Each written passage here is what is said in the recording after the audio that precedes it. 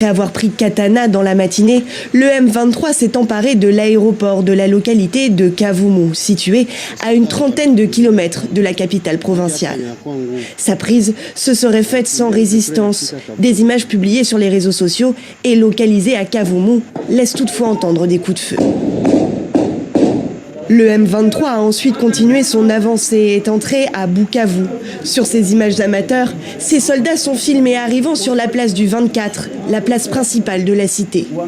Site stratégique, Bukavu est déjà tombé aux mains de soldats dissidents de l'armée congolaise en 2004. Sa prise donnerait au M23 le contrôle total du lac Kivu. Dans la ville ce matin, les habitants semblaient avoir anticipé leur arrivée. Les rideaux des boutiques sont restés baissés, les véhicules ont été chargés, prêts à partir. Aujourd'hui, nous avons peur et je pense que je dois quitter cette ville parce que ceux qui nous protègent sont déjà en train de s'enfuir. Je suis un civil et je veux partir dans les montagnes.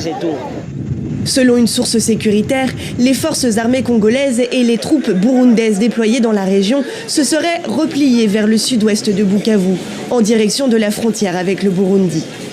En déplacement à Munich, le président congolais Félix Tshisekedi a une nouvelle fois dénoncé le soutien du Rwanda au M23 ainsi que l'inaction de la communauté internationale. Il a également pointé du doigt la responsabilité de son prédécesseur.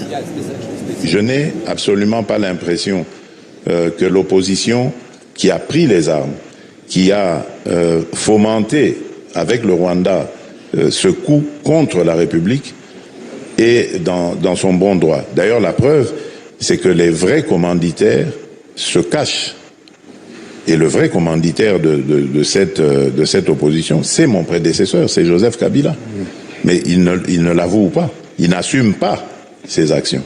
Sud Kivu. Selon l'ONU, les violences de ces dernières semaines ont fait près de 3000 morts et des centaines de milliers de déplacés. L'organisation s'inquiète de la situation humanitaire dans la région. Une partie de Goma est en effet toujours privée d'eau potable, faisant craindre une épidémie de choléra. Bien, d'abord, merci beaucoup pour l'invitation. S'agissant de Bukavu, je pense que la preuve est apportée une fois de plus pour démontrer que ni l'M23, ni l'armée rwandaise qui patronne tout n'entendent obéir à un quelconque schéma issu des négociations ou des sommets, fût-il un sommet des chefs d'État de la East African Community ou de la SADC. Et donc, ça confirme ce que la RDC a toujours dit. Nous avons respecté le cessez-le-feu, la décision du sommet conjoint. Voilà une fois de plus comment M. Kagame et ses affidés répondent à ce sommet de haut niveau qui a réuni deux communautés. Quoi qu'il en soit, qui n'a jamais perdu la bataille ne s'est jamais battu. Nous sommes décidés à défendre notre pays. Ce n'est qu'une bataille, ce n'est pas la guerre. Nous gagnerons, et soyez-en certains, et tous les Congolais savent que nous gagnerons. Écoutez, on ne peut pas souhaiter qu'il en soit ainsi, ça c'est très clair. Autrement, c'est mentir.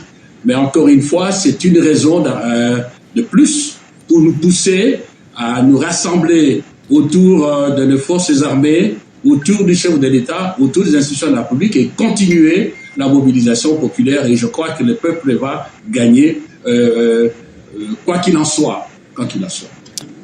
La recette ou ce qui peut faire avancer ou bloquer, c'est le respect des engagements pris et le respect des responsabilités au niveau de l'Union africaine et des Nations unies, pour ne pas dire de la communauté internationale.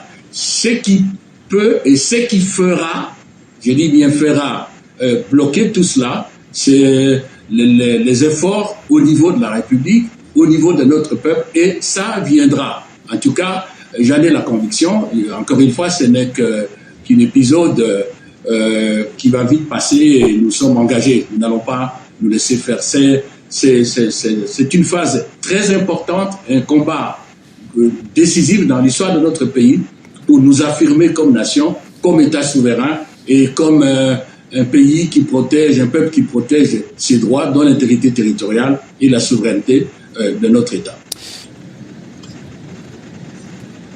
Je ne crois pas. Il y a Madame la Première ministre qui est là. Et je ne crois pas non plus que l'absence du président, l'absence physique, cela s'entend, va préjudicier notre pays. Non, le dossier est clair, les solutions à y apporter sont claires. Je ne crois pas que les obligations d'État auxquelles le président se soumet, notamment le fait d'être parti à Munich, il ne faut pas qu'il y ait la confusion là-dessus. Il y avait des communications importantes à faire parce qu'il s'agit d'une réunion de sécurité au niveau international et sa présence au pays ici, il est déjà en route. C'est aussi important que d'être là-bas, d'autant plus que ce n'est pas la première fois qu'on a parlé de la RDC et qu'il a été lui-même là-bas. Pourquoi ce problème est posé? Parce que les instruments, le cadre de discussion entre les pouvoirs publics, pour ne pas dire le gouvernement et les Congolais, qu'ils soient de l'opposition armée ou de l'opposition politique, le cadre est là. Sur le plan international, je voudrais rappeler brièvement le processus de Nairobi, qui a été un processus défini, décidé par les chefs d'État de l'East African Community, dont M. Kagame, qui a démarré les discussions, et M. Kagame ayant trouvé que le président Tshisekedi avançait et que ça allait lui priver le beefsteak, il a soustrait le M23, il a armé. Donc, la place du M23 autour de la table de Nairobi, sous la modération du président, l'ancien président Uhuru Kenyatta, la place est là. Et c'est pour cela que la RDC considère qu'on ne peut pas ne pas suivre, obéir, exécuter ce qu'on avait convenu. Deuxièmement, sur le plan interne, parce que le Rwanda prétend que c'est un problème congolo-congolais, on ne voit pas trop que vient faire un État tiers, fût-il le Rwanda. Et sur le plan interne, le chef de l'État, de par la Constitution, il est ouvert à tous les Congolais qui veulent lui parler. Et enfin, s'il faut prendre l'opposition, par exemple l'opposition politique, nous avons la loi portant statut de l'opposition qui a d'application. Nous sommes parmi les rares pays africains qui ont une telle loi. Et là, il est clairement prévu que l'opposition a droit à la parole, l'opposition a le droit de savoir ce qui se passe dans la gestion du pays, à faire des propositions et à parler au chef de l'État. Pourquoi aller faire de cela un programme, un problème bilatéral entre le Rwanda et la RDC? C'est là que les choses sont faussées. Je viens de vous dire, au risque de me répéter, que le problème du dialogue, des discussions entre ceux qui prétendent être de Congolais et les institutions, en ce compris le président, ne se pose pas. Ce qu'il y a, c'est que c'est les discussions que le président de la République a commencé avec les groupes armés qui sont en RDC dans les cadres du processus de Nairobi ont été faussés, j'allais dire fauchés, par le M23.